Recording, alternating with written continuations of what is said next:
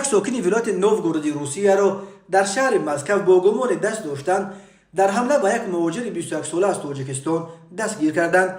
این جوان تاجیک که در شهرک کودرو و در کنار پتربورگ زندگی میکرد، شام 16 دکامبر سال 2022 در توقفگاه فروشگاه میگا دیبنکا در کنار شهر سنت پتربورگ هدف حمله یک گروه عبارت از تقریبا 10 نفر قرار گرفت. در پی این زن و زنی جوان تاجیک را با زخم کار در نویه قلبش در حالت وزنین به بیمارستان آوردند. بنا به خبرها ساکن 27 ساله ولایت نوفگورود را در نتیجه جستجو از نزد مرکز ایجادیات کودکان در شهر مسکو بازداشت کردند و باید اکنون به ولایت لنینگراد انتقالش بدهند. بنا به فرضیه پیشکی تفتیشات سبب مناقشه بحث آنها برای جای کار شده است.